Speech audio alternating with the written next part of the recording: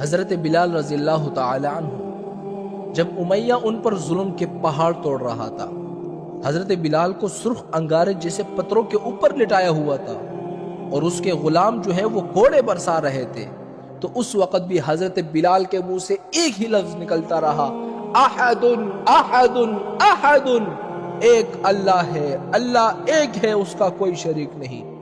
یہ ہوتی ہے نہ توحید کہ مار کا جمے رہو۔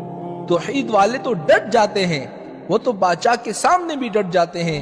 ابراہیم علیہ السلام بادشاہ کے سامنے نہیں ڈٹے، اپنے والدین کے خلاف گئے، لیکن آخر کامیابی کس کو ملی؟ حضرت ابراہیم کو۔ سیدنا ابوبکر نے جب یہ دیکھا نا کہ بلال پر اس طرح ظلم کیا جا رہا ہے تو حضرت ابوبکر سے رہا نہیں گیا اور کہا کہ امیہ میری بات سنو، اگر یہ غلام تمہیں اتنا ناپسندیدہ ہے تو مارنے کی کیا ضرورت ہے، اس کو بیچ دو۔ انہوں نے کہا کیا خریدو گے تم؟ حضرت ابوبکر نے کہا ہاں خریدوں گا، بتاؤ کیا پیسے لوگے؟